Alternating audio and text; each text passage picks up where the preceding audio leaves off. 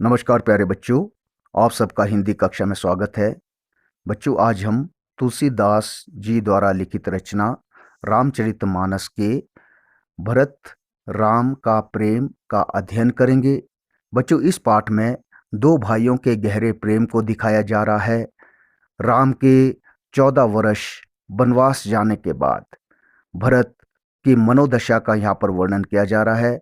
भरत बहुत दुखी है और इन सब अनर्थ का मूल कारण, मुख्य कारण वह अपने आप को मानते हैं, वह दोषी अपने आप को मानते हैं।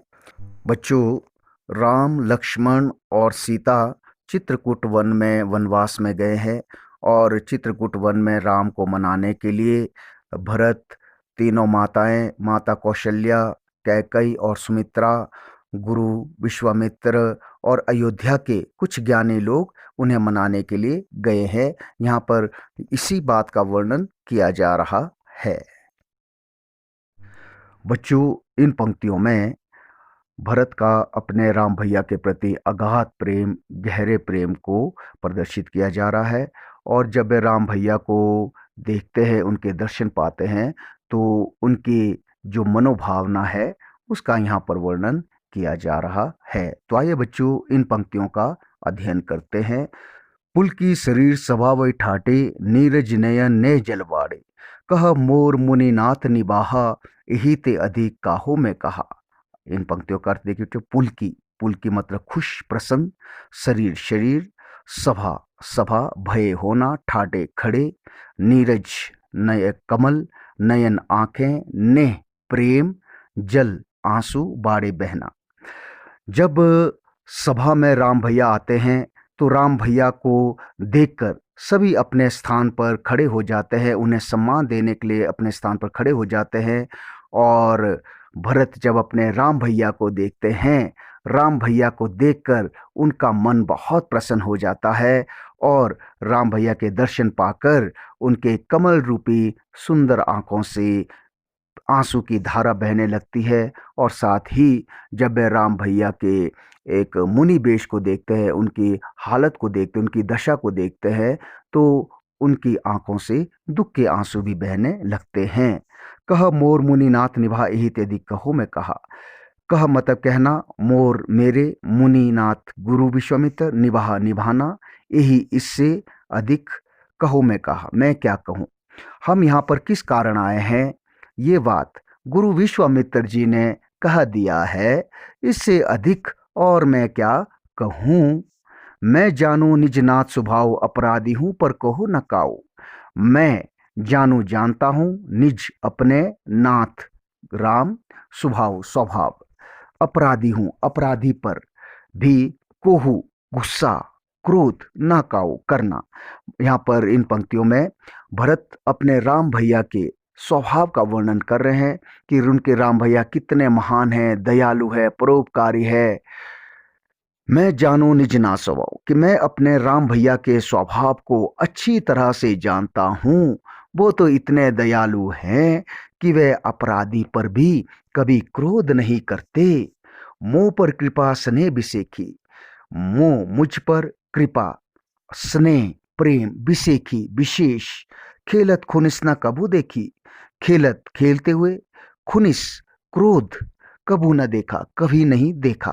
भरत कहते हैं कि राम भैया की कृपा, उनका प्रेम तो मुझ में सबसे ज्यादा रहा है। सब भाइयों में सबसे ज्यादा प्रेम वो मुझसे करते आए हैं और खेलते हुए भी राम भैया को कभी क्रोध करते हुए नहीं देखा।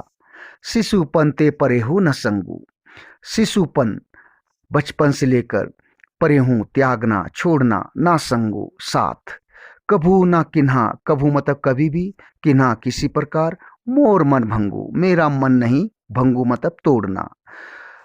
राम भैया का बचपन से लेकर अभी तक मैं हमेशा राम भैया के साथ रहा, उन्हें कभी अकेला नहीं छोड़ा और राम भैया ने भी कभी मुझे अकेला नहीं छोड़ा, उन्होंने हमेशा मेरा साथ दिया।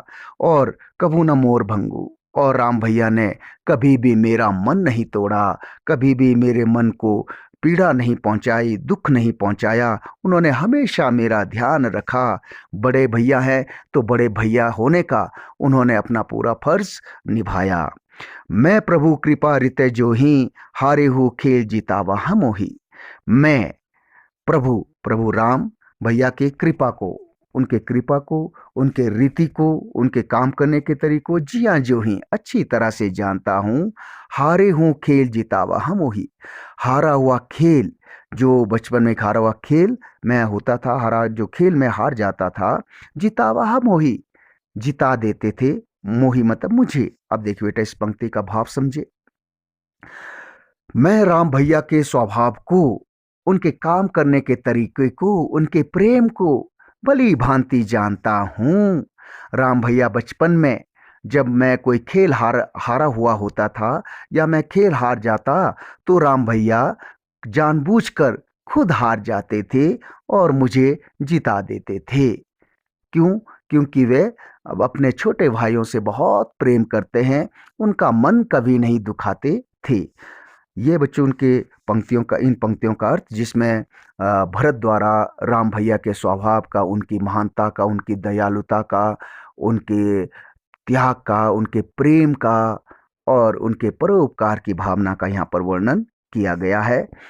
आगे पंक्तियों में देखो बच्चों, इस दोहे में राम भैया के प्रति भरत के गहरे प्रेम को बताया जा रहा है। भरत कह रहे हैं, महु स्नेह सकोच बस सन्मुख कहीं न बेन, दर्शन तृप्ति न आजू लागी प्रेम पियासे ने। महु मैं, स्नेह स्नेह या प्रेम, सकोच सकोच मतलब संकोच हेजिटेशन, बस मतलब के कारण, सन्मुख सामने, कहीं न बेन कुछ नहीं कहना, दर्शन दर्शन, तृप्त संतुष्टि, ना आजू आज भी, लागी लगना, प्रेम प्यासे प्रेम के प्यासे बनी है नैन आंखें। तो आइए बच्चों इन पंक्तियों का भाव समझते हैं। भरत कहते हैं कि मैं स्नेह संकोच बस सन्मुख कहीं न बैन, कि मैं जानता था कि राम भैया जानबूझकर हार गए हैं राम भैया के स्नेह प्रेम को देखकर, और मैं संकोच के कारण राम भैया के सामने ये बात कह नहीं सकता, नहीं कह सका। और राम भैया के दर्शन को, राम भैया को देखने के लिए मेरी आंखें आज भी तरसती रहती है। मेरी आंखों को अभी भी संतुष्टि नहीं मिली है। मेरी आंखें हमेशा राम भैया के दर्शन को ही तरसती रहती है। तो आओ बच्चों, अब हम लोग चौपाई में चलते हैं और यहाँ पर देखते हैं, अलंकार की ओर चलते हैं। तो अलंकार में देखिए बच्चों, सबसे पहले आइए अनुप्रास अलंकार देखिए। अनुप्रास अलंकार कहाँ कहाँ है? सबसे पहले देखिए, शरीर सभा, सा की आवृत्ति है, नीरज नयन ने। पहले अनुप्रास अलंकार की ओर चलते हैं। नीरज नयन ने, नाना की आवृत्ति है, मोर मुनिनाथ, निजनाथ। उसके बाद देखिए खेलत खुनस। उसके बाद आइए ये देखिए दोहे में आइए बच्चों, यहाँ भी देखिए बेटा मोर मन, मोर मन में भी अनुप्रास अलंकार है। उस बाद दोहे में आइए, दोहे में देखिए स्नेह सकोच, और लास्ट में देखिए प्रेम प्यासे। यहाँ पर वर्णों की आवृत्ति से अनुप्रास अलंकार है।